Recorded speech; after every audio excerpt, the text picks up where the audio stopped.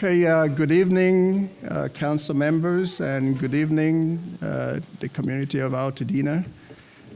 This is your town council meeting for March 19, 2019, and it is hereby called to order. The time, anyone with the time? 7:08.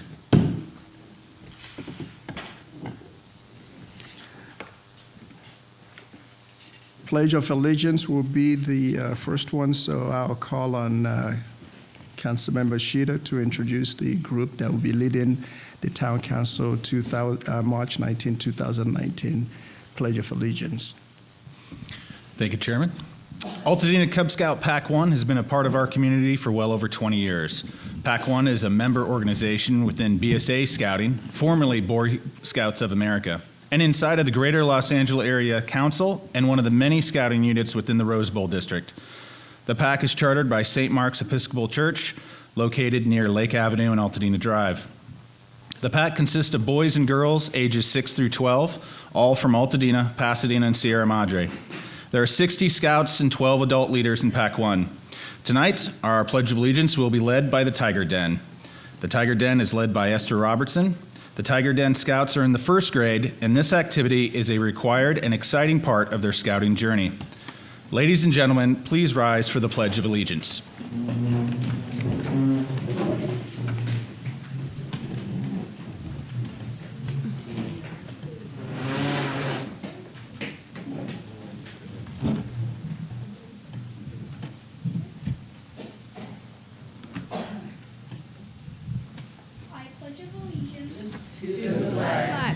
United States of America, and to the republic for it stands, one nation, under God, indivisible, and place.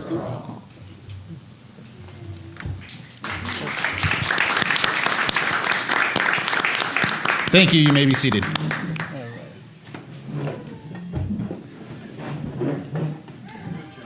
They definitely deserve another round of applause.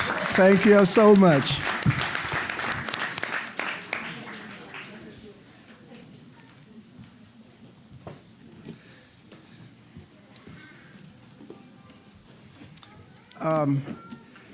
I know the past several months, I've always said that when we have progressive ideas and community engagement, you see a lot of things going in the right and positive directions.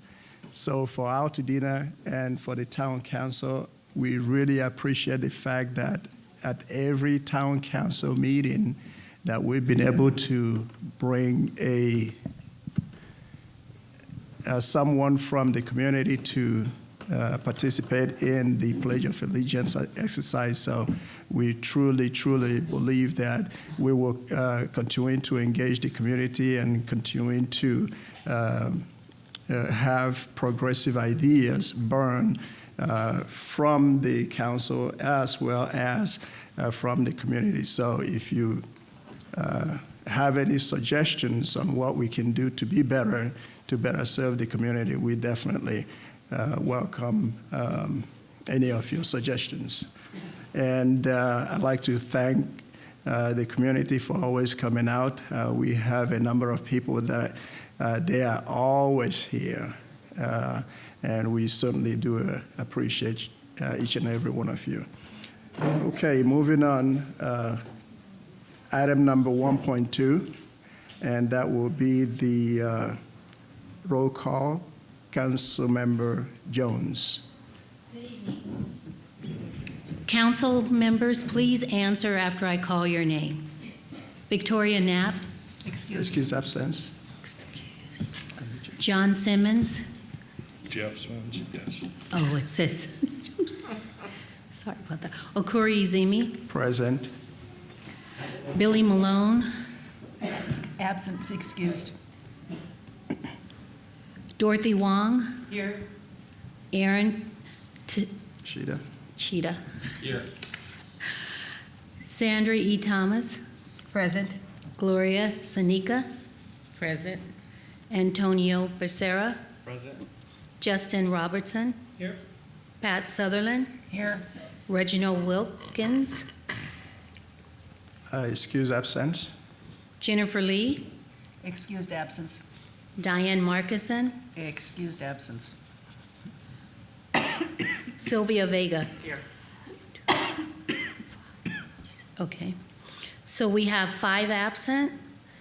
So we have a quorum with 11. Thank you, Councilmember Jones. Item number 1.3, and that will be approval of the agenda for today, March 19, 2019. I'll turn it over to the Vice Chair, Councilmember Sutherlen. Excuse me. The Executive Committee met on March the 12th and approved the agenda as presented. Since there have been the following requests for changes. On item number 6.3, I will give the report for the Election Committee instead of Jennifer. And Census Tract reports add 8.2, which is for Census Tract 460302. Are there any other corrections or changes, additions? Yes? And since Billy Malone isn't here, I'll do the report for the chamber. Okay. Thank you. That's 7.3 for the chamber. Yes. Any other changes or additions? In that case, I move to accept the agenda as amended. Councilmember, the motion to accept the agenda as amended, properly seconded. All in favor? Aye. Anyone opposing? Anyone abstaining? Okay, that is the agenda. Thank you, Councilmember Sutherlen. Okay, on the chair's report, I would like to make it as brief as possible. We already know that this month is a celebration of women in history. So we certainly recognize all the women, actually every single woman. We want to celebrate you. So I'd like to offer a round of applause for all our women. All the women.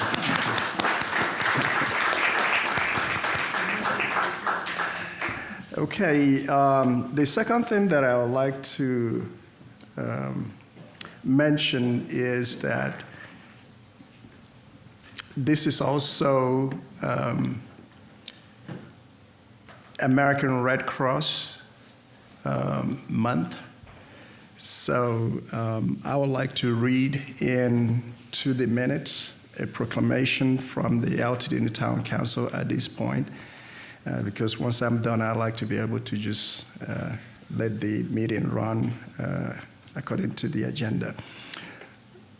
More than 137 years ago, the American Red Cross was established as a humanitarian organization guided by 7 fundamental principles, including humanity, impartiality, and independence, to provide services to those in need regardless of race, religion, gender, sexual orientation, and citizenship status.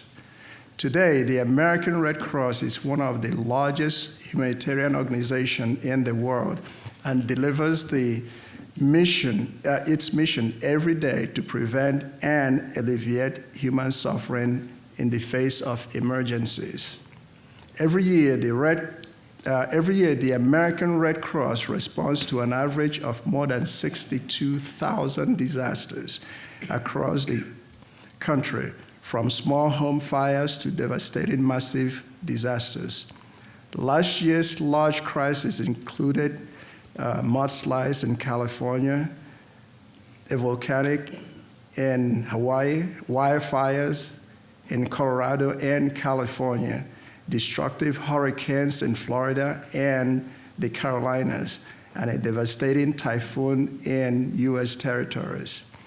thousands of American Red Cross volunteers provided around-the-clock shelter for disaster victims, served millions of meals and snacks with partners, and distributed millions of relief items. In Los Angeles, the Red Cross has a long history of helping our neighbors in need. Since the launch of our Prepare SoCal campaign in 2015, the San Gabriel Pomona Valley chapter has assisted with 96 local disasters that helped save lives and work with community partners to install 3,623 smoke alarms to make 11,193 households safer. Meanwhile, in the greater Los Angeles area, the Red Cross handles an average of 3,000 emergency military calls every year and collects an average of 147,531 whole units of blood from our generous blood donors. March is Red Cross Month, a special time to recognize and thank the Red Cross volunteers and donors who give of their time and resources to help members of the community. The Red Cross depends on these local heroes to deliver help and hope during a disaster.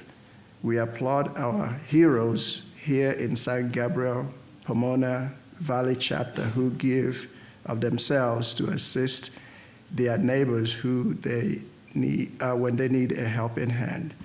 The American Red Cross shelters feeds and provides emotional support to victims of disasters, supplies about 40% of the nation's blood, teaches skills that save lives, provides international humanitarian aid, and supports military members and their families. We dedicate the month of March to all those who support the American Red Cross mission to prevent and alleviate human suffering in the face of emergencies. Our community depends on American Red Cross, which relies on volunteers and the generosity of the public to perform its mission. Now, therefore, I, Okorie, Ezieme, Chair of the Altadena Town Council, do hereby proclaim March 2019 as Red Cross Month. I encourage all Altadenans to support this organization and its noble humanitarian mission, in witness whereof I have hereunto set my hand to this 19th day of March in the year of our Lord 2019, and the Altadena town, California. So this is a proclamation for the month of March in Altadena as a Red Cross, the month of March, Red Cross, American Red Cross Month. So, okay, so that's that one. I'd like to again emphasize the fact that we want the community, will appreciate, we solicit the support of the community, and we again appreciate everyone who is able to come out and anyone that is contributing ideas on how we can better serve the community. I'd like to also recognize all my fellow council members because they are doing what I consider to be an excellent job in making things happen. I mean, across the board, we have events all over the community. The education committee is doing an excellent job in its mission. The land use, which is the most, we say the most important committee of the Altadena Town Council, even in the absence of Councilmember Marcuson's, I'd like to recognize the work that is being done. So a lot of things are working, and we are working for the community. Okay, that will conclude my remarks. Okay, so moving on to item number 2.2, and that will be the Vice Chair's report, Councilmember Sutherlen. Thank you. A couple of things. The agendas are back on the piano in case anybody came in and didn't pick one up. There, I hope, are still a few back there. If you were back by the piano, hopefully you also noticed our wonderful sign, thank you to Council Member Veronica Jones for getting it done for us so that you can walk in and figure out who your council member is for your census tract. Yay.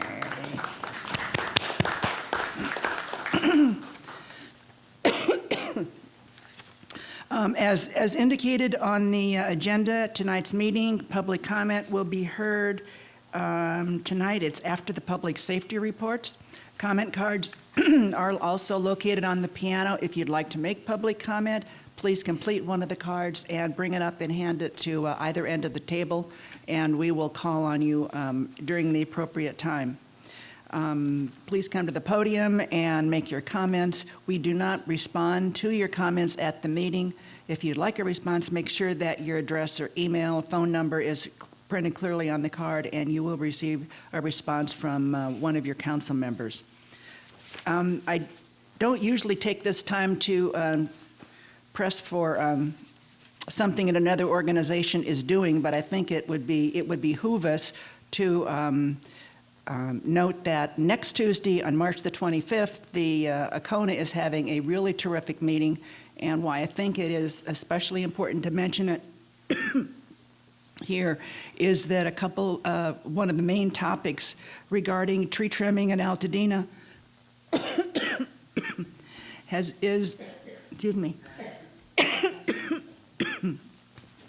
been something that we have covered in the council meeting, so please come on Tuesday. I think that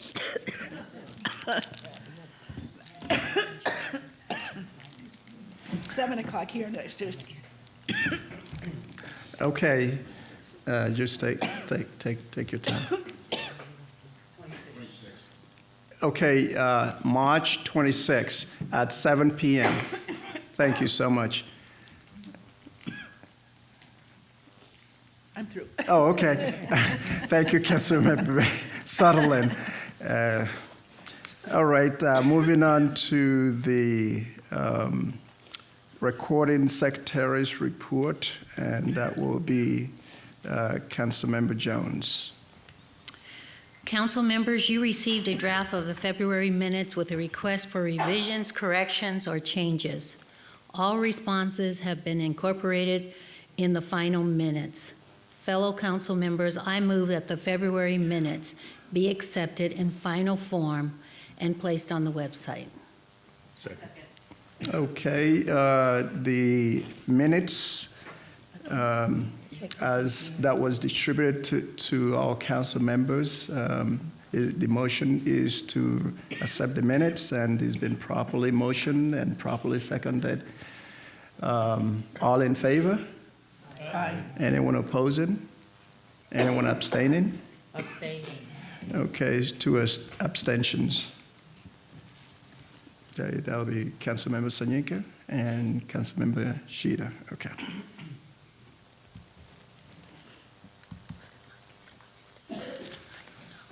All right, Treasurer's report. She's not here. Who is? Okay. Do we have the? Okay, we do not. No, I don't think so. Can someone please get that, and I'll make the report. Okay, I'll just move on and come back to it. Okay, we're going to skip to the correspondence secretary's report. Councilmember Wong. Thank you, Chairman. So we're very excited. We are working on the new website, giving it a little facelift. We've honed in on a good design template, and Councilmember Becerra and I and anyone else. We're working on the site map right now.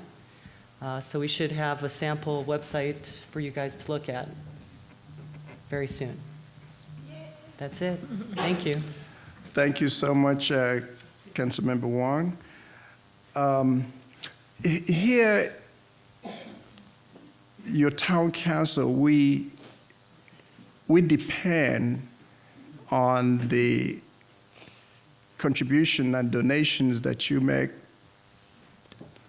once a month to run whatever the council needs. So while the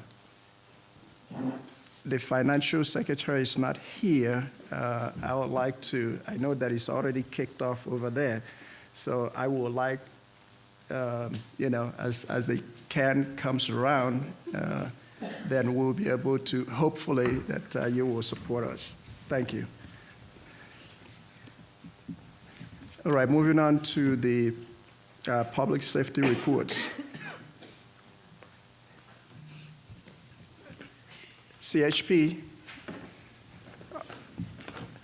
Officer Norton. Okay, good evening. Okay, good evening, Officer Norton, CHP. Can I not use that? For the recording. Can I talk just really loud? Okay. So for February, a total of 54 tickets, and about half of them were speed and stop sign. Kind of not a lot going on with all the rain. So obviously once the rain has stopped, we'll be able to saturate the unincorporated area a little bit more. Also, with that being said, with the weather becoming nicer, make sure that you're paying attention to pedestrian traffic. There's going to be a lot more of that, especially in our school zones. One of the biggest complaints right now is double parking. I don't know if any of you are dealing with elementary schools, but that seems to be the hot topic right now. Double parking. Just make sure that you do pull to a safe spot to drop your kids off. Also, another thing coming up, April is Distracted Driving Month, so make sure you are not using your cell phone.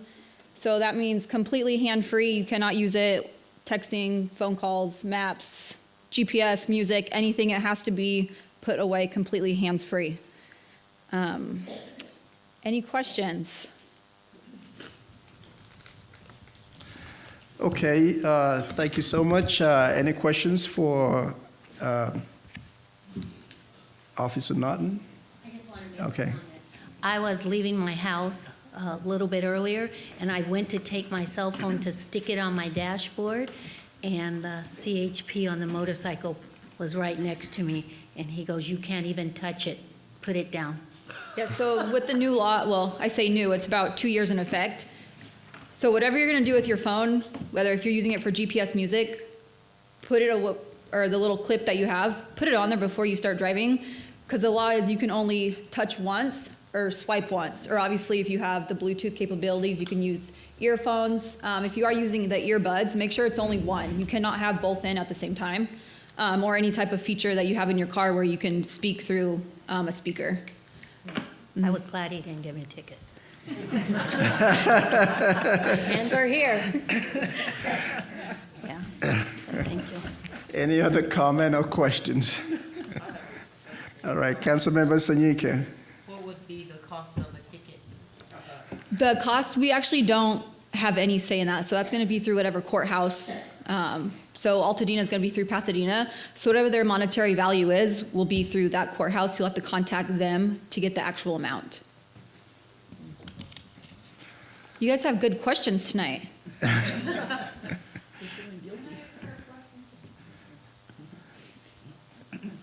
Okay, privilege.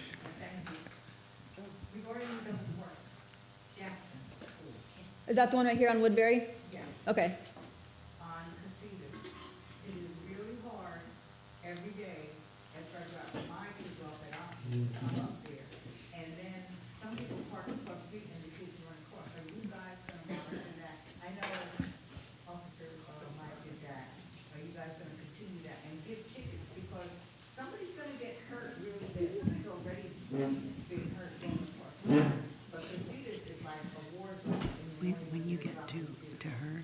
You know, so now that I've taken over from Officer Uloa, that is my job. So Yes.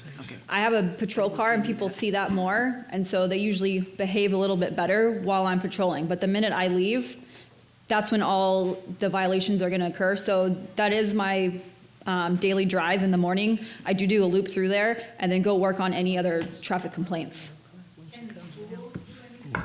No, no. I don't know.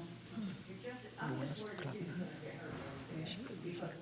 the other day before spring break, a kid literally ran right across the seats to go in. And if I hadn't noticed it, it would have been really sad. Okay, I will try and work on that a little bit more. Okay, thank you so much. We appreciate the report. Thank you. Okay. All right, next coming will be our captain, Captain Stuckey.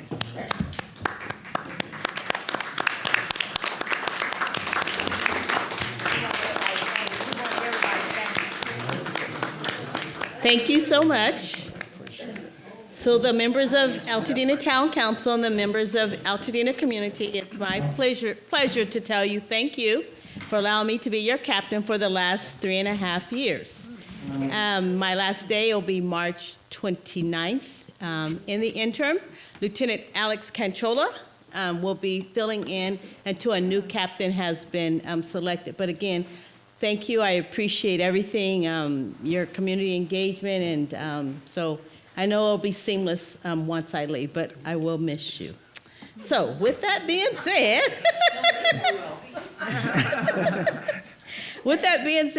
you received your Altadena crime statistics for the month of February. Dropping down to our aggravated assaults, they're all active investigations. I can share with you that in one incident, a gun was used, a stabbing instrument was used, the other one was hands and feet.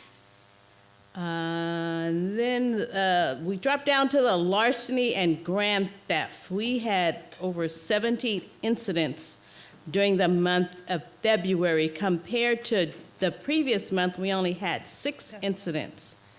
A total of the grand theft there were a total of 5 that were grand theft, and 2 of those were gardening equipment, and others were laptops and iPhones. So I ask each and every one of you that when you're doing your gardening or you have a gardening service, to remind your gardeners that to keep their equipment locked up. Many times they're in the front of the house and then they go to the back of the house. They can't see their vehicle and their gardening equipment is being stolen. So make sure you have a conversation with your gardener and have him or her make sure that they're locking up their equipment or, bringing it behind a gate and locking the gate. So be aware of that. Our vehicle larcenies were also up, and that's what I always asked you, is to tell you to remove any valuable equipment out of plain sight of your vehicles, but because many times it's valuables that are taken, laptops, anything that you leave on the back seat or in your vehicle that a suspect wants. Our GTAs went down. We only had 1 this month, and that vehicle was recovered compared to 4 last month. We had a total of 45 incidents compared to 29 incidents. My staff is aware, and we'll be working on decreasing those crime incidents. Are there any questions? Yes. Okay, so Councilmember Sajika. What do you think made the crime go up? It could be a combination with the highest areas I found was our residential burglaries, and we can also decrease our residential burglaries by, if we see someone unusual in the neighborhood, to give us a call, to also make sure that your windows are locked when you leave at night, your garage doors are locked. Many times people enter their home through the garage, and then they enter via the house. Many people don't even lock that door, and that's how entry is made, because they're able to manipulate your garage, and then they go inside your garage, and then they have access also to your home. So let your neighbors know when you're not going to be home. Share with us if you see any suspicious people in and around your neighborhood. If you, like I always ask you, if you see something, say something. Two men broke into my house, and my neighbor said she was watching them across the street, but she thought they were coming over to do my lawn. So let your neighbors know. And sometimes we do get false alarms, but we rather it be a false alarm than no alarm whatsoever. So let him or her know who your gardeners are, and that's with everybody. Anything unusual, just give us a call, and we'll respond out. Yeah, we're watching out for each other now. Okay? Any further questions for the captain? This is really your last chance to barrage the captain with your questions. Okay. All right, just stay where you are, Captain. I'm coming over.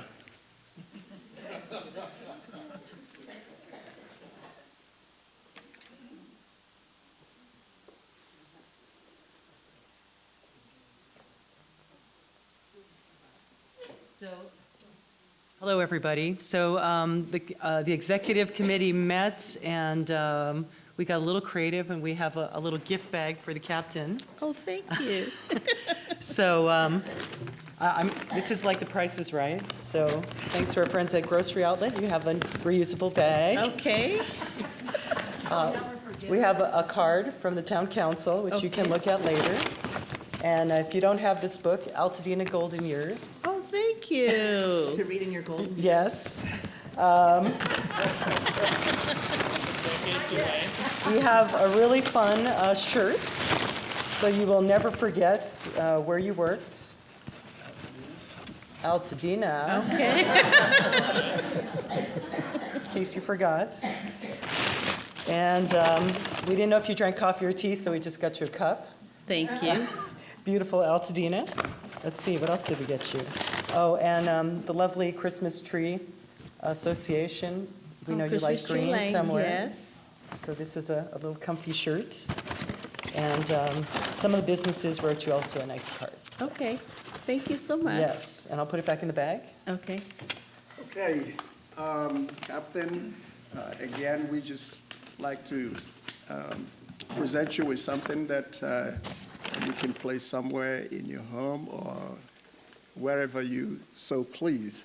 And this is from your town council, and it says, presented to Captain Vicky L. Stuckey. We, the members of the Altadena Town Council, wish to recognize you for your commitment to be of service to our community. We also recognize you for the civic pride you demonstrated through your dedication to be a vital source for our community.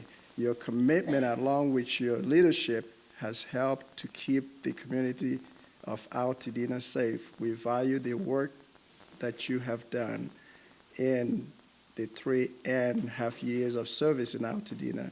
We wish you well in your retirement. Job well done.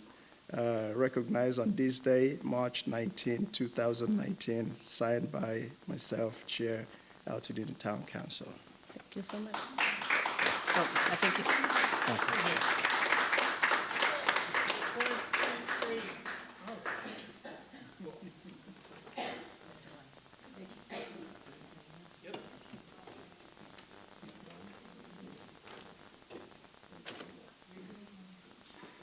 All right, thank you. Okay, there are more.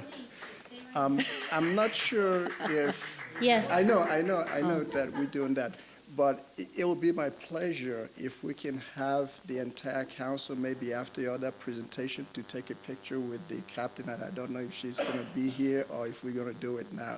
So I let the council do. Okay. Okay. All right. I know that there are other presentations, Captain, so I would like to call Chris Holden's office to come on and make their own presentation. Oh, you want to do it? Okay. And Padentino's office. Good evening, Altadena Town Council and Altadena. My name is Dominic Corey, and I'm here on behalf of State Senator Anthony Padentino And I would like to recognize Captain Stuckey on behalf of Senator Portantino. I just want to thank you personally for welcoming us, for being a part of our community in Pasadena and Altadena. You made yourself known in this community, and we really appreciate it. So on behalf of State Senator Anthony Portantino, on behalf of the California State Senate, I join the Los Angeles County Sheriff in thanking you for your years of service as captain of the Altadena Sheriff Station. Your tremendous contributions to protecting the safety and well-being of our community members is greatly appreciated. Best wishes for a relaxing and happy retirement. Thank you, sir.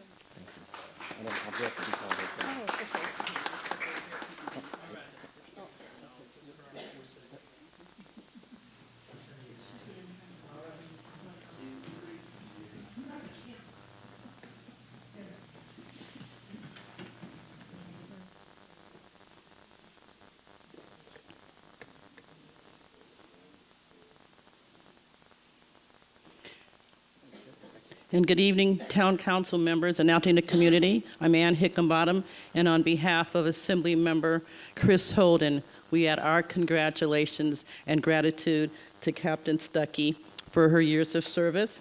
And I'll just briefly, Captain Vicki Stuckey, whereas Vicki Stuckey began her career with the LA County Sheriff's Department in 1995, and whereas through your dedication, commitment to public service, and hard work, you received multiple promotions from deputy sheriff to sergeant to lieutenant, and ultimately achieving the rank of captain. Whereas Captain Stuckey provided 34 years, you don't even look like you're 34, of dedicated service to the Los Angeles County Sheriff's Department. Now therefore be it resolved by Assembly Member Chris Holden that the California State Assembly commends and recognizes your retirement and years of valuable service to the community. This 25th day of April, I'll look at the date, Honorable Chris R. Holden, 41st Assembly District. So I guess you think you're retiring on the 29th. So that's the day of my retirement celebration. Okay. Well, thank you very much for that's a wonderful accomplishment. You deserve it. Okay, we need to come over here.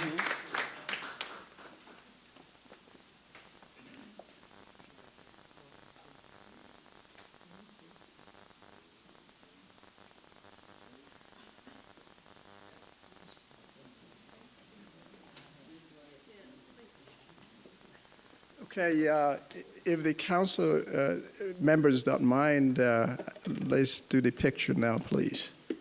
So should we do it in front of Yeah, we do it in front here.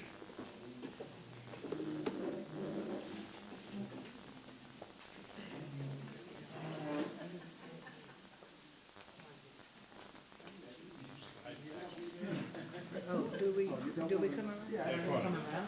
Okay. We're not all gonna fit. No.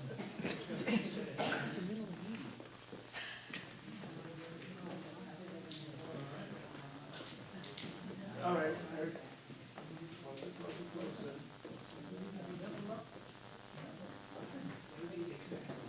Yeah.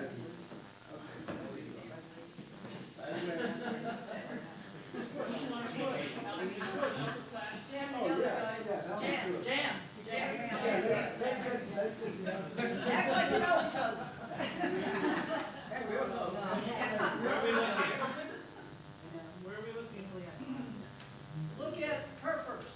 Okay. Her. Yeah. 1, 2, 3. 1, 2, 3. Look at him. It took a million shots. Look at him. Ready? 1, 2, 3. Look at me. Please. There we go. Oh, smile, please. It's not that long. There you go. Thank you. Thank you so much.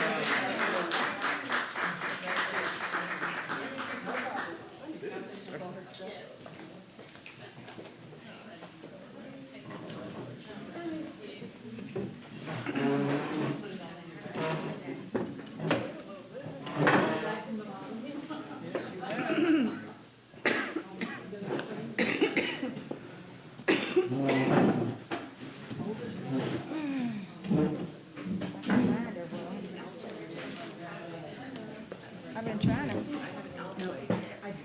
This helped a lot. Thank you. Pat. Okay, moving on to Agenda item number 3.3, that will be the county fire. Ms. Graken? Graken.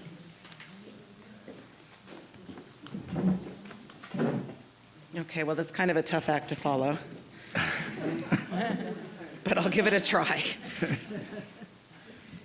Okay, for the month of February, we had a total of 309 responses in Altadena.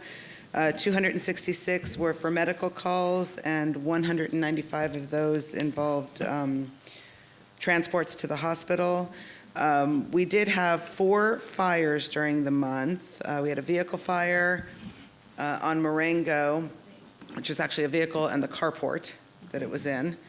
A cooking fire, a trash fire, and then on El Nido Drive on February 17th, we had a structure fire that was a faulty light fixture, so accidental electrical, and that caused a total of $40,000 worth of damage. Wow.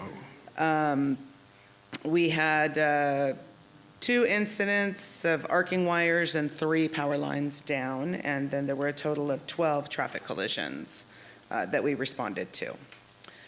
Are there any questions? Any questions from the council? Okay, thank you so much. That was easy. 3.4, CERT. Ms. Harbus? How about that?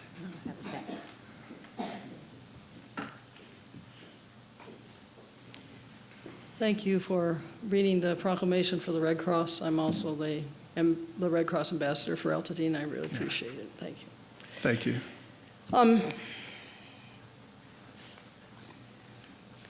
This is the first quarter report for 2019 for CERT, Altadena LASD CERT. Several of us participated in CERT LAFD, Battalion 12, and other multi-agency drill in Sylmar on March 9th, 2019. Many of us are participating in a drill at Crescenta Valley Station, LASD Station, on April 6th. I received a large incident command board from the Crescenta Valley CERT, and I've begun to map overlays for it. Altadena LASD contributed office supplies and maps. I'm looking for a large Altadena census tract map to copy or use in the IC board as an overlay. So if any of you know where that exists, I'd like to know. Bigger than that? It's about this big. No, I mean, the one that's on the piano. No, that's good, and if you could lend me a digital copy or send it to me via email, I'd really appreciate it. Okay. And we had our monthly meetings and a practice the second Wednesday of every month from 5:30 to 7 here in this room. We've discussed LA County alert systems, home electricity and alternative power sources, home fire safety, CERT responses to disaster. We invite all the ATC members and all of the audience to join us at our next meeting, if you would, which is April 10th.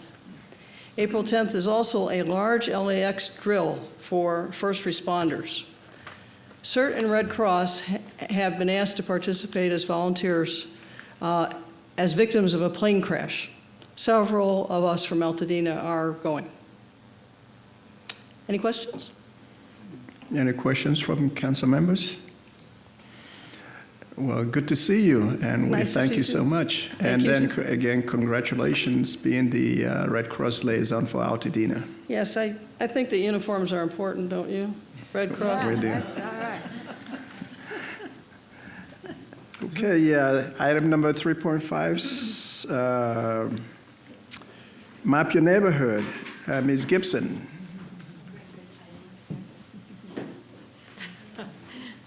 Good evening. My name is Karen Gibson. I'm here representing the volunteer team of Altadena's Map Your Neighborhood group.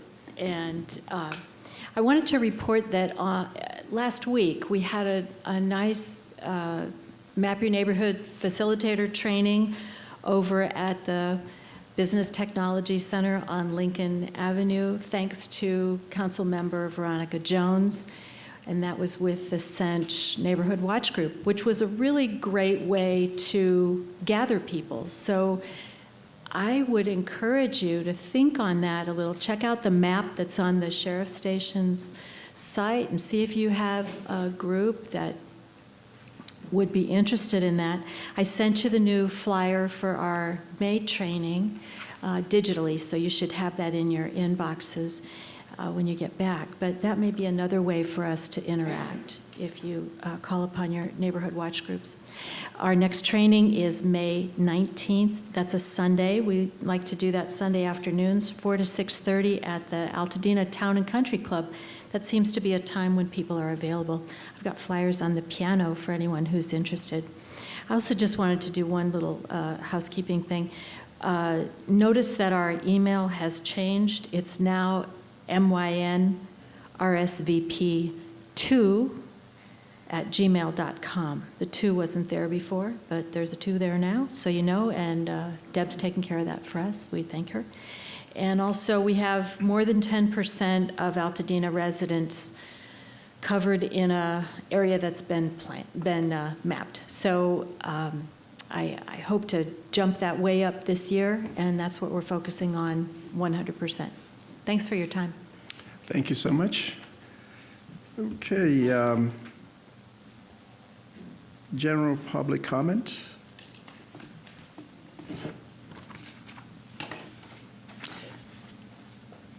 I'd like to call on Ann Coleman. For both of them, you have 2, Ann. Which would you like to do first? Thank you. I think I'll do leaf blowers Okay. first. So I want to talk to you about leaf blowers. I think you know that leaf blowers pollute, but did you know that 1 hour of gasoline-powered leaf blower use emits the same amount of pollution as a sedan driving from here to Denver? That's 1 hour of leaf power use. And also in sometime next year, the total amount of pollution put out by gasoline and diesel-powered small off-the-road engines, such as mainly lawn equipment, that amount of pollution will exceed all of the pollution put out by sedan automobiles. That's going to happen sometime next year. So the Air Quality Management District is conducting another leaf blower exchange where they want to encourage commercial gardeners and gardeners who work for schools and other nonprofit organizations to turn in their gasoline or diesel-powered lawn equipment and leaf blowers and get a battery-operated lawn equipment at a large discount. And it used to be that there was only one brand being offered in this exchange program, but now 6 brands participate. So I've left 2 kinds of flyers at the back. One is a booklet that describes the 6 participating companies and all the different kinds of equipment that are involved. And the other is it's a flyer, a bilingual flyer that has program goals, eligibility, and all the details of this process, how you go about doing that. So that's my leaf blower spiel. And my other public comment is I want to tell you about 2 exciting events that are coming up. Altadena Heritage is hosting these, or the first one is actually being co-hosted with the library, and that is Altadiddy on April 6th. And that's a fun program. It's 3 p.m. at the library. It's a fun program where Altadena residents display their musical talents, singing or playing songs that they've written about Altadena. And if you're motivated to write a song, I think there's still time to submit a song to the committee. Just contact Altadena Heritage. But that's a 2-hour event at the library, April 6th, 3 p.m. And the second event I want to tell you about is a third Thursday program, also in April 18th. We're going to have a program on the urban heat island effect, its effect on public health, and what you can do to mitigate it. And then we'll have one of the ways you can mitigate it, by the way, I'll let you in on a secret, is trees. And so we will also have 2 speakers on trees, what's happening to trees in Altadena. So it'll be a great program. The first speaker is someone from the Department of Public Health. She's a great speaker, and it's going to be a great program. That's April 18th at 7 p.m. here at the Community Center. Thank you. Thank you so much. That's it. Okay, that concludes general public comments. Special presentation, and that will be Vision Zero Action Plan. Matthew DeBale? Okay.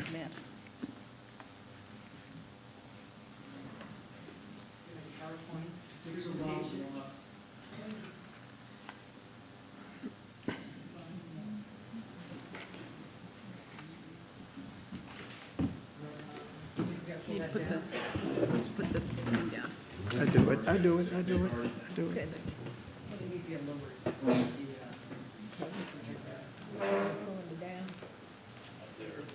No, here, Okorie, right there. A little bit lower. Does that work? Yeah.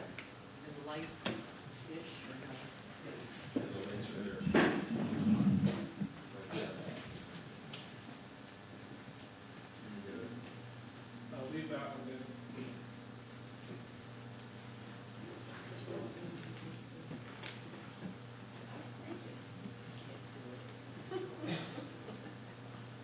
Too much of an extreme.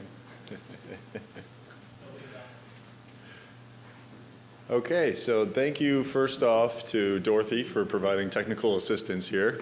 Good evening, and thank you to the Town Council for inviting me here tonight to talk about a new county traffic safety initiative called Vision Zero. My name is Matt Dubiel, and I'm with LA County Public Works. And if you go to the next slide, please. Some of you may have already be familiar with this initiative because we have presented other Altadena events, specifically the Safe Streets Work Group that Dorothy Wong leads. But by show of hands, just out of curiosity, how many people are familiar with Vision Zero? Okay, a few. So for those of you who are not familiar, Vision Zero is a traffic safety initiative to eliminate traffic fatalities. Next slide. It is a multidisciplinary collaborative approach to enhancing traffic safety. It brings together engineers, planners, law enforcement, public health officials, and professionals, and folks like you, our communities. The Vision Zero concept is centered around recognizing that people make mistakes and that everyone is human. A Vision Zero approach recognizes this, and it's necessary to look at our transportation system differently so that those mistakes are less likely to lead to severe injury or death. So as part of our initiative, we will be looking at engineering enhancements, educational programs, focused enforcement, and evaluation to combat those traffic fatalities and severe injuries. Vision Zero originated in Sweden in the late 1990s and has been adopted by many jurisdictions across the U.S. In recent years. Specifically, it started in the U.S. in New York City. In 2014, they launched their Vision Zero initiative, and since then, traffic fatalities have declined by 29%. So we know that it does work if it's implemented properly. New York City also has seen a reduction of 45% in pedestrian fatalities alone. Because of these successes in New York City, Vision Zero has been adopted in many other U.S. cities, including Denver, San Francisco, Seattle, our neighbors at the city of L.A., as well as others. Next slide. So why is Vision Zero in unincorporated county of Los Angeles so important? Over the past 5 years, we've seen an upward trend in the number of people killed and severely injured in traffic collisions on our streets that we maintain in the county.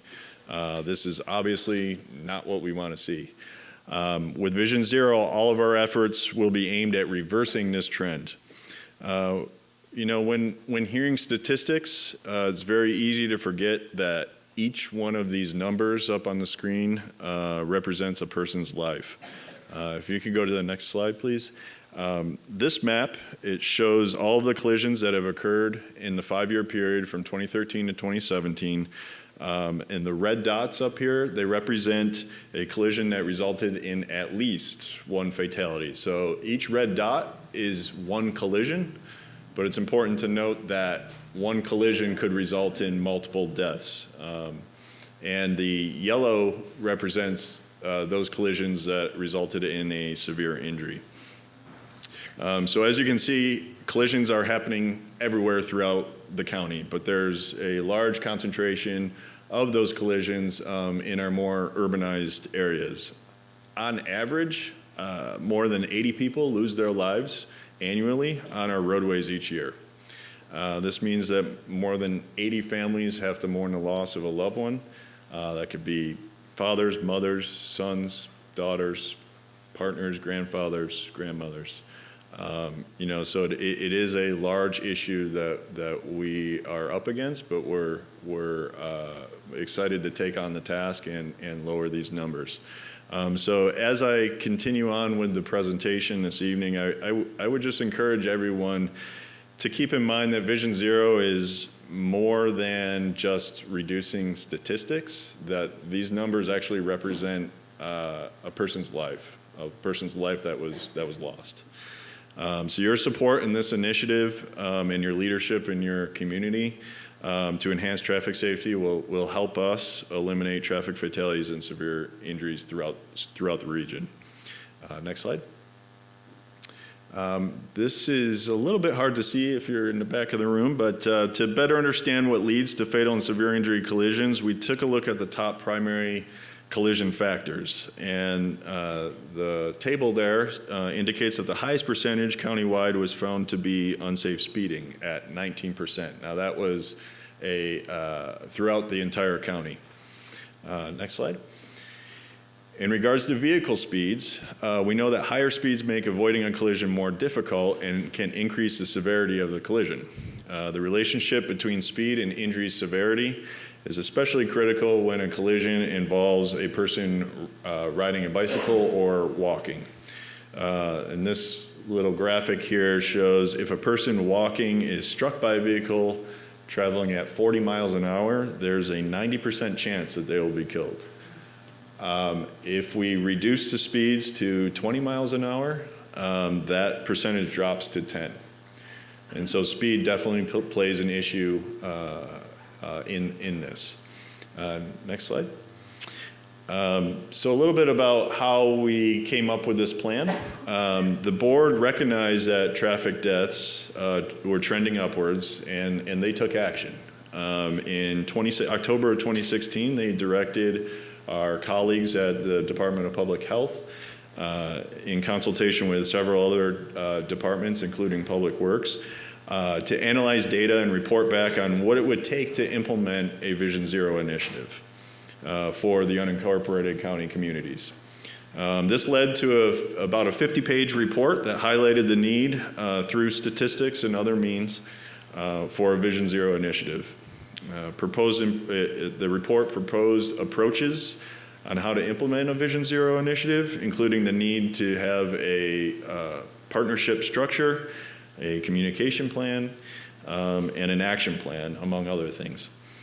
Then in February of 2017, they took action again and unanimously passed another board motion that directed Public Works and Department of Public Health to co-lead the Vision Zero initiative and implement the strategies and actions that were described in that 50-page report that I had mentioned.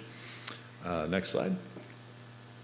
So Public Works and Public Health have been leading the day-to-day coordination to develop an action plan. However, we've been working extremely closely with all of our partners at other county departments and our regional partners, such as the Fire Department, Sheriff's Department, and the California Highway Patrol, who are both here tonight, as you know, during the development of the action plan itself.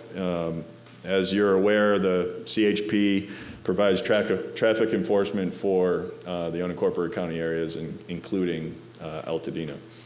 We've also engaged with community-based organizations as well as other nonprofit organizations to gain their valuable feedback. Next slide. So we discussed previously the contributing factors to traffic collisions in the unincorporated Los Angeles County communities, speeding being one of them. So next we wanted to better understand where these fatal and severe injury collisions were actually occurring. So in addition to analyzing the primary collision factors, we conducted an in-depth data analysis to determine where projects and programs were most needed. Our analysis showed that 50% of traffic fatality and severe injury collisions occurred on just 3.7% of unincorporated county roadways. Just to give you an idea, we maintain about 3,400 lane miles of roadways throughout the unincorporated county areas. So that 3.7% amounts to about 125 miles. This was a huge eye-opening statistic for us. Basically, if we focus our efforts on just roughly 3%, 4% of our roadways, we will have addressed 50% of the traffic fatality and severe injury collisions that occur on our roadways. So next slide. We defined a collision concentration corridor as any half-mile roadway segment that contained 3 or more fatal or severe injury collisions within the last 5 years, and that's 2013 to 2017. And this map up on the screen shows, the red lines on the map show that the streets where these fatal and severe injury collisions are occurring right here in Altadena. We have Altadena Drive, and that's approximately from Marengo to Lake. We have Lake, approximately from Calveras to Woodbury, and then we have El Molino from Mendocino to Woodbury as well. Altadena wide, unsafe speeding accounted for 10% of the fatal and severe injury collisions. And the top mode of fatal and severe injury collisions in this particular area was pedestrian collisions, and that was at 27%. If you can go to the next slide, please. And I just want to note that our action plan, which everyone, if you had picked up the flyer, there's flyers in the back regarding Vision Zero. They look like this. It has a lot of information on it regarding where you can go online to find our action plan, and I'll get into that in a little bit. But in this action plan, that map that we just saw is on page 36. So if you want to take a note of that, if you don't have time to read the entire thing, page 36 does show the map of this community. So we discussed briefly the contributing factors to traffic collisions in unincorporated Los Angeles areas, speeding being one of them, like I mentioned. And like I said, the map is on page 36. Pictured on this slide here is a table of the top 20 collision concentration corridors where traffic fatalities and severe injuries are occurring. Now this is county-wide. Over the next 5 years, the roadways on this list, and I know it's probably extremely hard to see in the back, this is where we will focus our Vision Zero efforts, meaning the county will seek project funding to implement Vision Zero projects specifically on these corridors. Now, when you review the plan, and if you have good enough eyesight to see this table, and I apologize, I should have blown that up for you, but it is in the plan. Even though that Altadena is not listed on this top 20, the county will still be actively working in this particular community to incorporate Vision Zero concepts into new projects as opportunities arise. So this initiative is really to focus our county efforts on reducing and eventually eliminating county-wide traffic fatalities. As I mentioned earlier, and as you saw, it is a large county-wide issue. With that said, like I mentioned, this top 20 will be our focus for specific Vision Zero-driven projects. However, there are many things in the plan, which I'll mention here in a minute, that will contribute and address issues that you're seeing right here in your own community.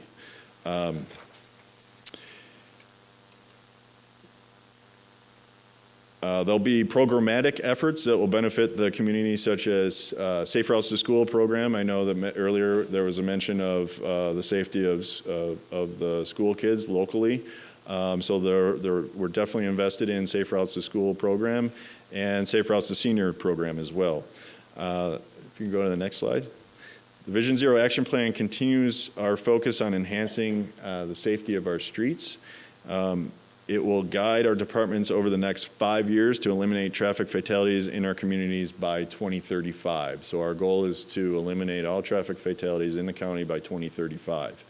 And this plan will take us for the next 5 years. We developed the plan in collaboration, like I said earlier, with multiple county departments and the CHP, and it includes about 65 actions that we'll take to reduce fatal and severe injury collisions. The actions are organized under 5 objectives, which are listed up here on this slide, and include a mix of changes to engineering infrastructure, new programs, like I mentioned earlier, Safe Routes to School, Safe Streets for Seniors, and focused education and enforcement efforts by the CHP. As they mentioned earlier during their report, they're going to have some upcoming events right here in Altadena regarding, I believe she mentioned distracted driving. There's also great programs that they do for impaired driving, and something that's being more prevalent that we're seeing is drug driving. And of course, we're going to do much more analysis, data analysis, and reporting and transparency out to all of our constituents. And we, of course, want to evaluate everything that we put in to make sure it is actually working. So if you can go to the next slide, please. Speaking of putting things in and in the ground, across the county, we'll be looking at many of our current practices and guidelines to see where enhancements can be made. These actions may be infrastructure changes, like I mentioned, left turn arrows, enhanced crosswalks, which we call high visibility crosswalks, curb bulb outs, and those are pictured up in the upper left-hand corner there, and those shorten the crossing distance for pedestrians crossing the street. And they also have the ability to, a traffic calming effect for cars and vehicles because they need to slow down because it's a smaller turning radius around the curb. So a lot of beneficial things that could be coming your way. Next slide, please. The Vision Zero Action Plan is available online, and the public review period runs through March 31st, and there's multiple ways for the community to get involved and comment on the plan, so we would encourage you to do so online through visionzerolacounty.com, where you can download the plan and take a look. You can shoot us an email at visionzero@pw.lacounty.gov. Please note that we are no longer DPW, it is PW. Nonetheless, the email address, if you have emailed us previously, DPW still does work, but the new address is PW. And we've set up a toll-free hotline as well. And you can also mail in your comments. Now, for those of you who may not be tech savvy, there are hard copies of the plan at all unincorporated county libraries that you may go and check out. And with that, I'd like to open it up for discussion or any questions that the council or community has. Just one moment. Okay, we're going to, just a second for the council members to reassemble.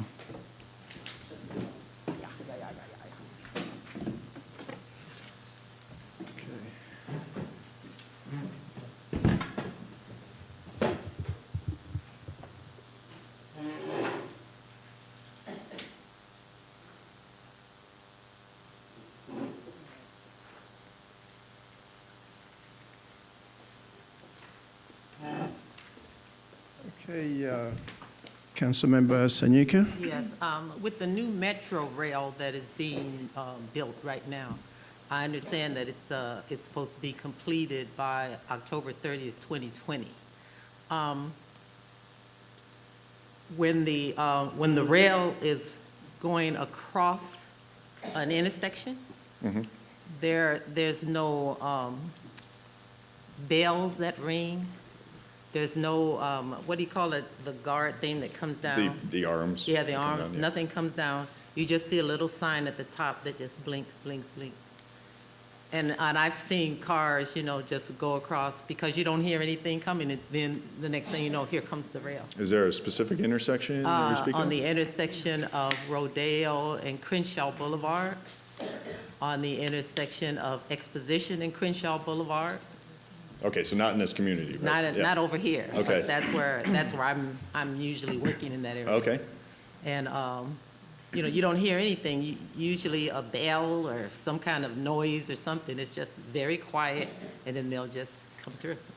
Yeah, I can tell you from my experience in the past, I used to work for Kiewit Construction, actually on the Gold Line project when this first got put in. And I can tell you that each individual community has their specific requests and desires regarding rail crossings. And some communities, the bells are too much of a noise nuisance. With that, the Metro always tries to, I don't want to speak on behalf of Metro, but they always try to balance the two, meaning the community's concerns as well as safety. And just yesterday, I was over near LA Trade Tech, and they're over on Washington and Hill. And the Metro rail was like in the middle of the street, but the cars were still going. So the rail was waiting for the cars to go by. And then when the cars went by, then it went. Yeah, so in the unincorporated county communities where rail lines do cross at intersections, we look at and do extensive timing of the signal, and we call it preemption. And so the signal timing can be adjusted in such a way to provide either priority to vehicles or priority to the trains themselves. The traffic signal timing can get quite complicated when you have several different movements that need to take place. But everything is we try to balance everyone's movement accordingly so that when if you're driving, when you're come upon a red light and a train is going by, you're not sitting there for 2 minutes, 3 minutes.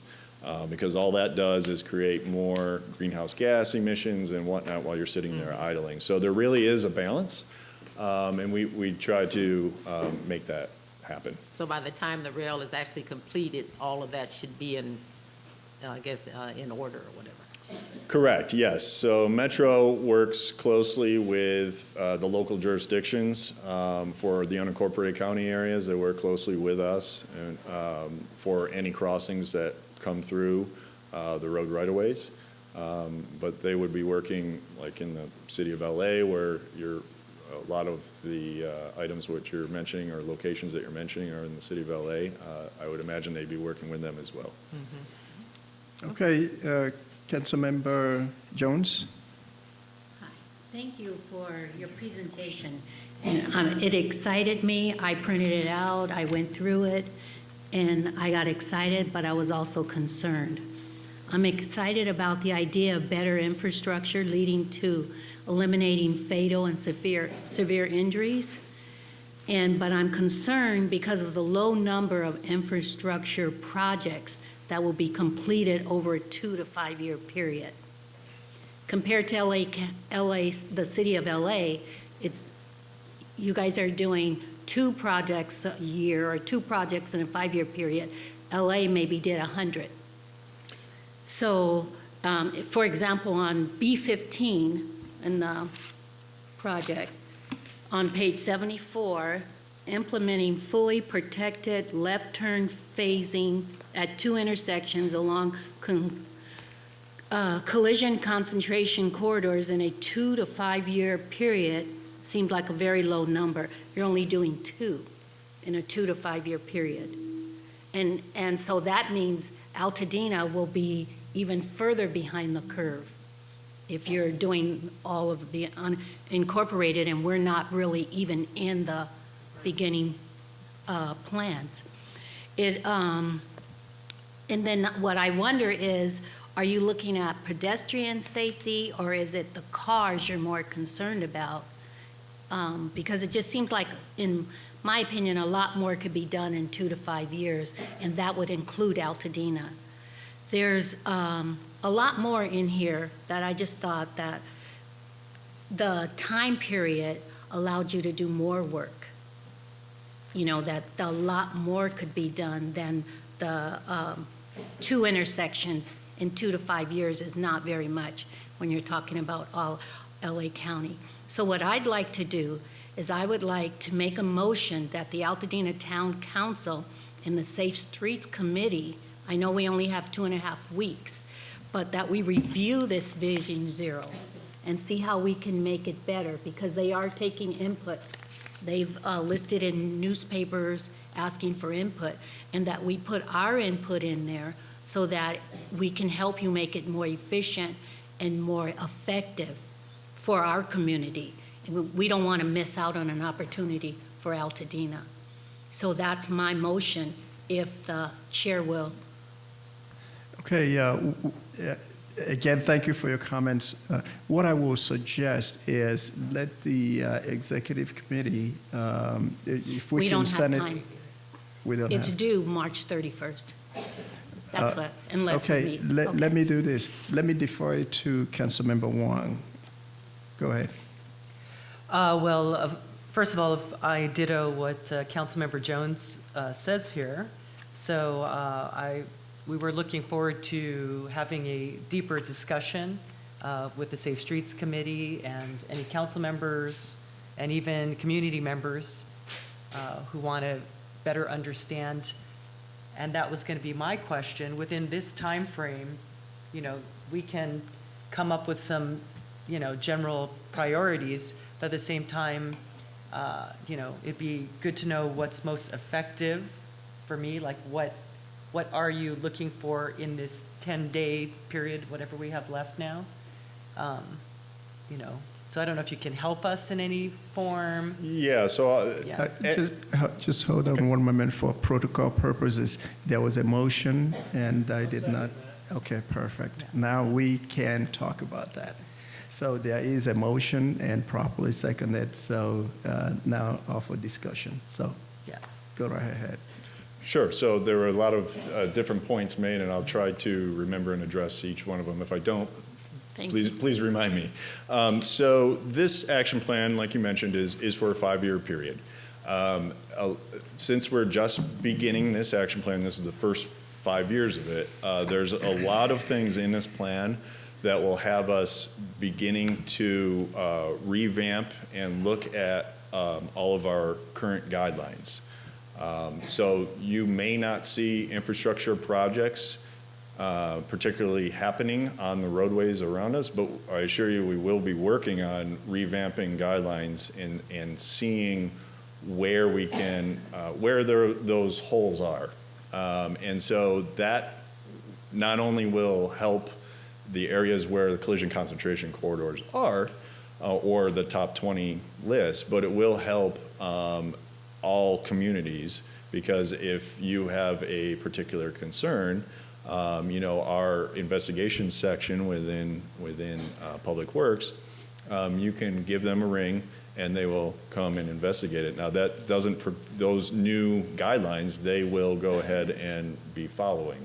That could be, you know, look, we don't know what guidelines will need revamping right now, but we're committed to looking at all of our current guidelines, traffic related, and seeing if the thresholds need to be lowered or what needs to happen in order to make it a more robust type of guideline. So everyone will be following those new revamped guidelines. Additionally, as I mentioned before, there'll be programmatic changes, Safe Routes to School program, Safe Routes to Senior program. Those programs are going to be likely rolled out countywide. You know, we will start likely in the areas of where the collisions are more prevalent, but that doesn't mean that your community won't have the benefit of having that.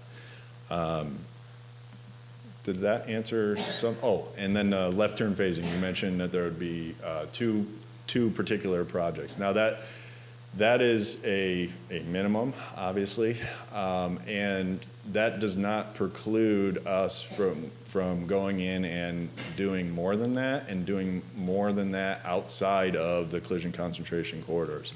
As it stands now, our group currently has left turn phasing requests in. They analyze those that have nothing to do with the Vision Zero plan. So if there is a request from the community that indicates, we really think that, a left turn arrow should be put in here because, you just can't find enough gaps to make a left turn at whatever intersection. We're not shutting down from your community just because of this plan. We want to hear that.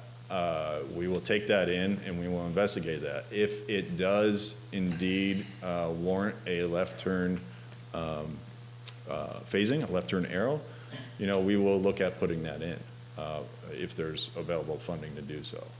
So I think you addressed one of the questions that I was going to ask you, Okay. and that is, I'm going to come back to you. The funding is, the vision is there, Vision Zero, and you are taking input. And now here in Altadena, we do know that there are some areas and corridors that we will like what will parallel what Vision Zero is doing. So on those projects, well, not projects, on those areas, you saying we can reach out to you, the Public Works, and say, okay, this is the traffic concern that will be consistent with the Vision Zero, and then you will investigate it, and hopefully there'll be funding. But the key thing is funding. Is there money that is set aside to be able to actualize Vision Zero? So a lot of this right now, where the action plan is out for review. The plan is, and I apologize, I didn't mention this in my formal presentation, but the plan is once we get formal comment back, we will address those comments the best we can, put it in a final document, and present that to the board sometime this summer, or in early summer. And at that point, that actual report will go in with what it will take, a funding request, if you will, of what it will take to carry this out. At that point, then the board will make a decision on, where exactly the funding for all of this may come from. Now, we of course always have grant opportunities, and I know that this particular community has always been great at partnering with us in putting in those grants. And most recently with a SCAG grant with the whole group. Unfortunately, we're not awarded that for this community, but I would encourage all of us to continue to seek those opportunities, and we're definitely willing to partner with you in those opportunities. And so that's why I mentioned earlier, as opportunities arise in this particular community, we will try to put in Vision Zero type improvements, although they're not Vision Zero driven projects, if that makes sense. Okay, thank you. Councilmember Wong, just a quick comment or question so that we can take a vote in the interest of time. So we can have more conversations, but in the Altadena map, the areas that you highlighted, Altadena Drive, El Molino, and Lake, are consistent with traffic deaths and severe injury. But as statistics go, just every week or every month we get the reports, traffic collisions involving pedestrians. Many of them occur along Woodbury, Fair Oaks, Fair Oaks along Woodbury. So Woodbury, by far, every time I see something, that comes from our fire that breaks down the traffic collisions is Woodbury because of the speeds. And then highest traffic collision is usually Fair Oaks and Woodbury. And then collectively, based on the CHP data, Lake Avenue from Altadena Drive to where Elliott School is that Calaveras, also has a lot of collisions. So Vision Zero is looking at, death and severe injury, but it doesn't seem to really address high traffic collisions, which also include pedestrians and bicyclists. And you're right. By definition, the success of other jurisdictions around the country, by definition, Vision Zero is to address those collisions that result in a fatality or a severe injury. That's not to say that we should turn a blind eye to, every type of collision that occurs out there. Now, Vision Zero, the concept behind it is that our built environment should be in such a manner that when a collision occurs, because we're not going to avoid collisions. This is not to avoid collisions. But when a collision occurs, it should not be impactful enough to cause somebody to lose their life or cause somebody to be wheelchair bound for the rest of their life, a severe injury. So you're right, this plan addresses the severe injury and fatalities first, but as far as traffic safety is concerned, those areas are still obviously a concern to you and perhaps to the rest of the community, and for which we would investigate what could be done there. It wouldn't fall underneath the Vision Zero umbrella, but that's not to say that something couldn't be done to address those issues. Okay, before I think we need to take a vote in the interest of time, and then you can go more in-depth into that. I'd like to ask you, Councilmember Wong, if we take this motion, because it's directed to the Safe Streets, which you are the chair, is that something that you'll be able to stay within the time frames before we take the vote? Okay, and Councilmember Jones, is that something that you might be part of so that we can have something in so that Altadena is on record? Okay, now there is a motion from Councilmember Wong, seconded by, Councilmember Jones, seconded by Councilmember Robertson, to have the Safe Street lead in providing additional information as to what the needs of Altadena is with respect to Vision Zero. Okay, and we can work out the language later, but in a nutshell, that's what you're asking for, correct? Yes. Okay, so you've heard the motion, and all in favor? Aye. Anyone opposing? Anyone abstaining? Okay, that will be it. And again, we appreciate your time coming in. Appreciate you Is there any other question from council? Okay, a comment very quickly, please. Well, so just this completes, we had a really great town hall, actually the last 2 years of Safe Streets, and it has been consistent that walkability is the #1 concern, walking safely around Altadena. Speeding is up there too, #2, and this time around, because people got a little smarter in learning from Safe Streets, traffic calming is #3 for our priorities. That's all. Thank you. Councilmember Robertson? Hi, Mr. Dubiel, Matt, thanks for coming out. I just wanted to ask quickly, since you're aware of this community's interest in this topic generally, and you were part of our recent Safe Routes to School study around Jackson Elementary. Correct. So there's energy around that issue in particular. How can Altadena and other unincorporated communities that are super engaged around traffic safety be a part of shaping some of the actions that directly relate to those interests? Like, there's a couple safe routes related actions in here. How do we raise our hands and make sure that we're in the loop as you guys do that work? Well, I think a first step, which you've already taken, to be honest, it was implementing these, I apologize, safe streets, thank you. Safe Streets Work Group. Not a lot of communities have that. So when we have,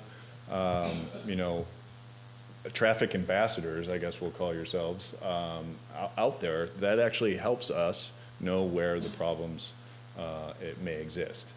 And so I would encourage that group continue to meet and talk about these issues and compile those in some sort of correspondence to the county to relay the message that those are truly the concerns of and represent the concerns of the community at large, which your town council obviously represents the community at large.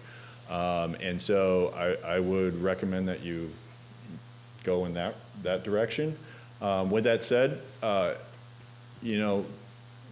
calling our offices and partnering with our folks in our programs division, Andrew Ross, it goes a long way. We recently, like I mentioned earlier, submitted for grant money along with you guys. Unfortunately, we didn't get it.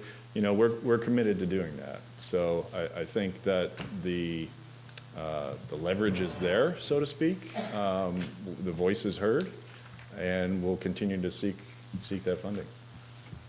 Thanks. I just wanted to reiterate to everybody that's listening how it's not every day that the county comes together to do this kind of large-scale coordinated planning around any particular topic. And so it's really important that we as a community, since we have 3 streets on this list of real troubled corridors here, that we pay attention to this and that we participate in this effort. And March 31st is the end of the comment period. So vision0lacounty.com.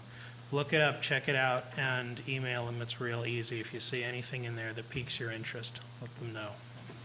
I will say one more point here. As far as the preference for comments, if you are tech savvy, the preference would be to comment through the online form that's right there on the website as well, vision0lacounty.com. But we will, of course, take any comments. It's just easier for us to pull it off of the website, but we'll certainly take any comments, any form that you want to provide them in. Thank you so much, and we look forward to seeing you again. And as soon as the Safe Streets Committee come up with something, we will certainly get it out to you. Great, thank you. Okay. Would you be available to the Safe Streets Committee? Yes, we have made presentations. To go through and analyze. Help steer us Yeah, through a help little? steer us through this. Depends on when Okay, well. that would be. Mark? Okay. But yeah, Okay. You have contact information for them? Oh, Dorothy. Dorothy has Yes. my Okay. contact, yeah. Okay, thank you so much. Okay. Item 6.1, land use. Do you want to report on that? Or? No, there was no land use meeting this month, so there is no report. Thank you. Safe Streets, did we cover that, or you still have something Yeah, to say? we kind of covered that. Okay. And then we do, just to remind people, we're meeting, our normal monthly meetings will start next month, April, right? Time flies. The second Thursday, we meet at 6 o'clock at various locations. So we'll let you know where we're meeting. But that would be April 11th. Will be our next meeting at 6 o'clock, second Thursdays. Thank you. Thank you. Okay, Election Committee reporting on behalf of Councilmember Lee will be Councilmember Sutherlen. Yes. Since Jennifer is out of the country at the moment, she gave me some information to pass on.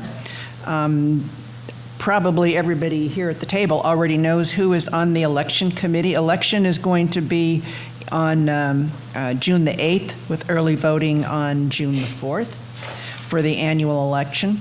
The committee consists of Jennifer Lee as chair, Sylvia Vega, Allison Magacher, and myself as the rest of the election committee. All of the council members whose terms are expiring this year have been contacted, because everybody always wants to know how soon will people decide whether they're going to run again for office or not. And so far, we've heard from 3 of the council members to say that they will not be running for re-election. And so these census tracts will definitely have an open seat, which is 4601, because Victoria Knapp is not running. 4611, because Justin Robertson is not running. And 4613 is because Sylvia Vega is not running. We're going to be sorry to lose all 3 of these people, by the way. But at any rate, those are the seats that will be definitely open.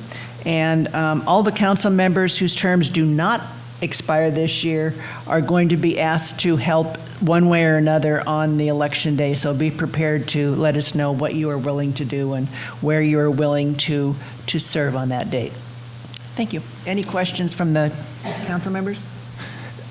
And just to add to that, finally, we will ask the community to also help, be ready to volunteer, because you'll be needed at the polling locations.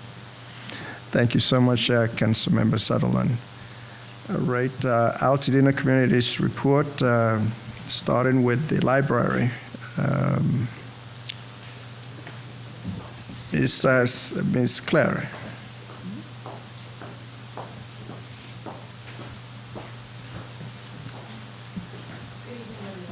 I'm happy to be here and introduce myself as the interim director of the Altadena Library District, and I will be here until a permanent director is appointed. I wanted to start off by just welcoming and inviting everybody to celebrate National Library Week with us. Since 1958, libraries in their communities around the country take time in the first week of April to celebrate the contributions of our nation's libraries and librarians, and to promote library use and support. During the week of April 7th through the 13th, the Altadena Library District invites all of you to join us in celebrating the many ways libraries build strong communities. And I must say, after being here for 6 weeks, that's definitely what the Altadena Library is doing for you, by providing critical resources, programs, and expertise. A couple ways to help us celebrate: visit our main library and the Bob Lucas Memorial Branch. And I forgot to bring them, but wear our limited edition National Library Week buttons, which will be available to you when you come and visit that week. And that's a great way to advertise the library. Those will be available in English and Spanish. Share a library story. So come and visit us, experience us, and then share it on social media, tagging @Altadena Library and hashtag National Library Week. And then finally, there's also all sorts of things, but finally celebrate with us at April's second Saturday concert, which is Saturday, April 13th at 6:30 at the main library. And it'll be a rousing band, salsa band, Sangre Nueva. And last Saturday, or 2 Saturdays ago, we had 265 people show up for that event. So it really has been building momentum. I am incredibly impressed by it. And then I also want to let you know that your Board of Trustees is really active at the moment. They have established 5 different committees. One is a bylaws committee to review the bylaws for the trustees. That's in draft form. It's going to be presented at the Monday meeting, the 25th. It'll be available for 1 month for review and public comment. The Budget Committee will be monitoring the library's budget along with the director on a regular basis. There's a executive recruitment committee that's formed, and we actually have an RFP right now out on the street asking for a recruitment a firm to help us with that process. We want to make sure that we get the absolutely best permanent director that Altadena deserves. So that is in process right now.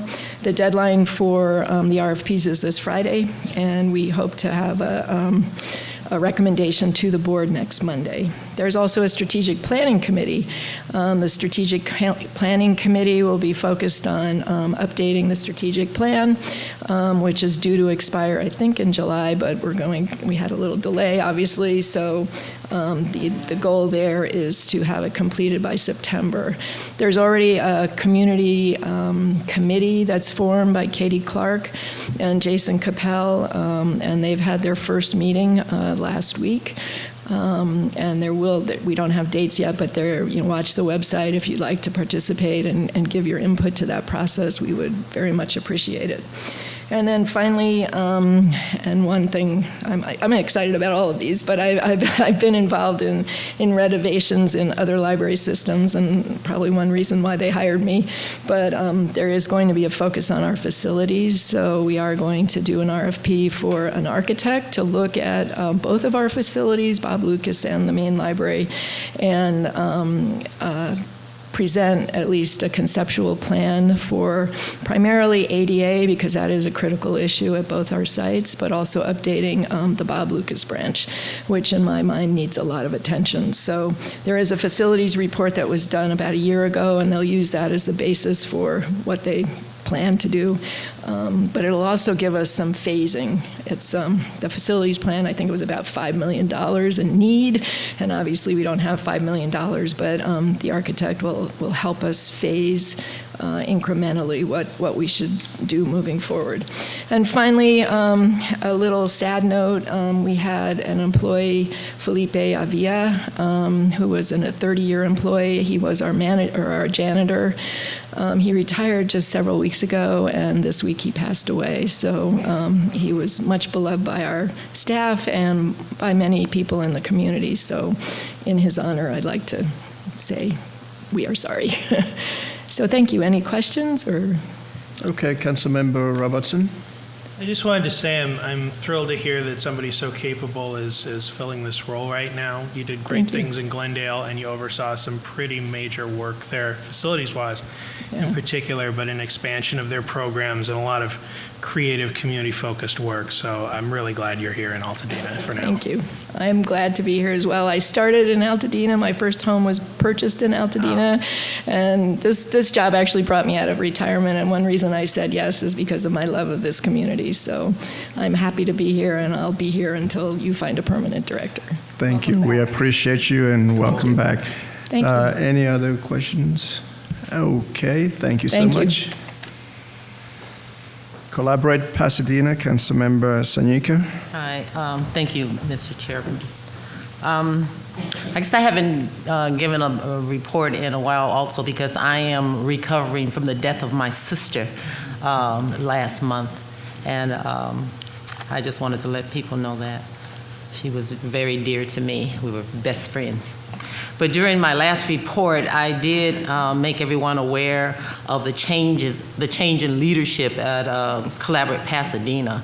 We now have Dr. Donald Grant, Dean of the School of Human Development, who launched the Center for Community and Social Impact as our executive director. Geoff Albert was hired as our community engagement specialist, and we have a program intern. His name is Herman Ben, that are working collectively with us. The Collaborate Pasadena Leadership Council meeting was held at Pacific Oaks College on February the 27th at 6 p.m. There was a PowerPoint presentation given by Heritage Housing Partners. This is an NPO that develops low to moderate income level home ownership opportunities. And it was stated that most of the houses are between the range of $250,000 to $350,000, and priority was given to Pasadena residents or to those who work in Pasadena. Now, there were strategies being developed to increase the participation of residents in the Northwest Pasadena area. There was also a presentation and discussion regarding the Early Development instrument, that's EDI, and it was determined that vulnerability of children is not necessarily tied to parenting, but also tied to the community in which they live, and that the goal of the program was to get children into preschool and Head Start as soon as possible.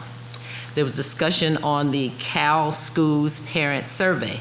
It was reported that the number of parents participating in the survey dropped significantly over the past 3 years, and it was stated that survey fatigue and the length of time to take the survey were likely contributors to the drop. And then Dr. Grant announced that on March 4th, the Collaborative Pasadena would participate in the annual report to the joint meeting of the Pasadena Unified School District Board of Education and the Pasadena City Council. And then there was a question and answer period afterwards, and then the meeting was adjourned at about 7:55.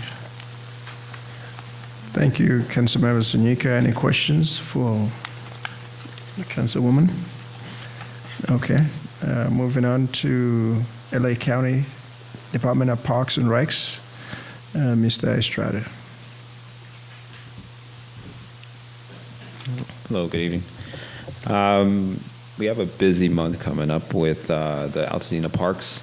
Actually, this Thursday, we will be having the spring edition of Parks After Dark, and it's going to start Thursday, and it'll end on Saturday. Thursday and Friday, it's going to be from 5 to 9, and then on Saturday, it'll be from 2 to 6 p.m. This is a test pilot program. This is the first time that we've ever done this throughout the county. Normally, it is in the summer and the winter time. There will be various other cities that will be having it as well, but the one for Altadena is at Loma Alta Park. So they'll be having some events throughout the Parks After Dark. So they'll be doing chess club, and they're having a magician and a walking club. It's basketball clinics and line dancing on Thursdays, and then Friday they'll be having jump rope class, volleyball clinic, cooking class, and also a paint night. And then Saturday evening, they will be doing an urban ballroom dancing, youth basketball, and they'll have jumpers and arts and crafts for the kids, along with the walking club. And then they're having a band performance, a night at the Cotton Club. And that's going to be from 5 to 9 p.m. And then at 7 p.m., there's going to be free food for everybody. Yes, this Saturday. I left a flyer in the back for the Cotton Club performance. So if anybody wants to grab one or distribute it online. And everything, like I said, is going to be, or I said is going to be free. And that's part of the initiative with the Parks After Dark program. And it is only 3 days, so next week there will not be any Parks After Dark. Other programming that we have at Loma Alta Park, upcoming, we have our County Capers program. It's a singing, acting, dancing program, and that's $30, just one-time payment. We also have our baseball program that's going to start up again for 3 to 5-year-olds and then 6 to 8-year-olds, and that is $65. We also have our basketball program concluding. That's going to end next Saturday. And then we have a year-round volleyball program. Our Tiny Tots is completely full, however, it is still ongoing right now. And we also have other programs. We have our free snack after school, ballet, gardening, jump rope, tennis, in the baseball program. Adult classes, we have adult basketball, line dancing, urban ballroom, farmers market, and our community garden. Currently, we're doing our spring camp, and that's for 6 to 12-year-olds. It's $80 for a week.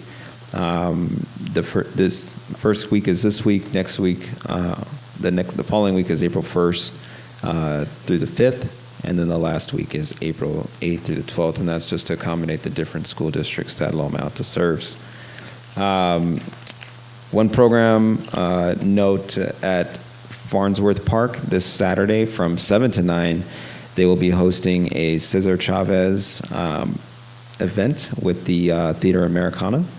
And that's going to be, again, from 7 to 9 p.m. in the Upper Davies Hall, and it is free for all of those that attend. And I did leave a bunch of flyers for people that want to grab them. I didn't get a chance to email them to you guys, but we do have a lot that's coming up. And just a reminder, too, that I had mentioned in the last meeting that we did switch over now. We have a new deputy director that oversees our agency, as we are now in the North Agency, and the deputy director is John Gargan. And so if you have any other questions. Any questions from council? Councilmember Sutherlen? Can you email the flyers? Yeah, I'll to be me? able to send them out tomorrow. And Yeah. then we can post. Yeah, On the because I have the iPad. digital versions. I didn't want to send the scanned ones, so I have the digital ones. Yeah. That I can That's email good. those out. Thank you. Thank you so much. All right, thank you. All right. Chamber of Commerce? That's me tonight, because Billy Malone Councilmember isn't here. Jones. Okay, there's just three things, three dates. April 2nd, at the general meeting, 9 a.m., right here. The county will be here regarding sidewalk vending. Now it's legal to have sidewalk vendors. So the county is coming to talk about that and to get input. April 17th is a power breakfast from 8 to 9:30 with the guest speaker, Mr. Joe Tschida, Director of Los Angeles County Department of Consumer and Business Affairs. County resources, the topics include county resources for businesses and how to do business with the county. It's free to members and $10 for non-members, including breakfast. April 25th is a mixer at Grocery Outlet, 5 to 7, free to members, and $5 for non-members, and that includes appetizers and drinks. So that's it. That's their events for the month. Thank you so much. Okay, census tract report, 4610. Yes, so this Saturday, Wake up. March 23rd, at 9:30 to 12, we'll be hosting our second community town hall between Veronica and I. So we invited a few of our elected representatives, and a few on-site resources are available. So we did distribute flyers. If anyone is welcome to distribute to your constituents as well. It's going to be hosted at Union Station Homeless Services. It's a new facility here in Altadena. There's limited parking, so do plan to carpool and park on the street. And feel free to approach us with any questions. Okay, well, thank you for that report. And is that on the website? The flyer? Not yet? Okay. If it is possible, I know it's a little bit late, but if you can put it on the website, that would be great. Okay, I don't see anything else. 460302. Oh, I didn't know that was that. My apologies. Okay, 460302. I have a couple of things. On March the 30th, there will be a neighborhood yard sale in Census Tract 4603.02. The yard sale is sponsored by Town Square Real Estate Partners. The event's going to take place between 9 and 2 p.m. There'll be signs and maps available, coffee provided in the morning. Participants will have free pickup by Rescue Mission Alliance of any items that are left over after the sale. And the community is invited to recycle and reuse. Where? Where? It's going to be in my census tract all over. So you just drive. So you can just drive through and everybody will. I'll be participating, so you can come by my house. I have a lot of good recyclables. Gloria, Uh-huh. when's the map available? The map should be available because the event's probably in the next week. And when I get the map, I'll send it to everybody. Okay, but it's all over and it's really a nice event. The second thing was I had some concerns from a resident in my community, in my census tract, regarding the children at Avison School loitering after school. And I did refer this to Councilmember Wong and Tschida for follow-up, since Avison School was in their census tract. And I did get an email from Councilmember Tschida. Am I pronouncing your name right? Tschida? Tschida. Where he had contacted the school, made contact with the school. Then I have a complaint from from residents between Ventura and Altadena Drive on Lincoln. They are complaining about horse poop on the streets. Now, this is nothing new. I did go to a meeting where a horse owner said that when the horses do poop, it's biodegradable, you know. But that's when it's like, you know, on a track or in on grass or something like that. So this is a problem that we keep hearing over and over again. And I like to be solution-oriented. So I was thinking about that as they were, so I have a solution to that issue. And it's called the poop slider, okay? I just made the horse's tail would go in here, okay? And it would actually go this way. And this goes around the little horse's fanny. And then you have these two straps that tie. Now, I haven't tried this on a horse or anything like that. And I don't know anybody with a horse. But as you're riding your horse, the poop will slide in the bag. And then once you finish your ride for the day, you'll have a bag of organic manure, fertilizer. You can put on your grass, put in your garden. But I'm saying, I don't hear anybody coming up with solutions. This is a step. If you know of anything else that maybe how we can improve on this or whatever, so we can stop revisiting this same issue every time, you know. So as they were complaining, I was thinking about it, you know. Now we could be colored that. It could be in different colors. You can put whatever you want in there for the S. I just call it the S slider. Okay. All right. On that note, Mr. Chairman, may I move? Yes, you may move. Do I have a second? Meeting adjourned. It is 9:02.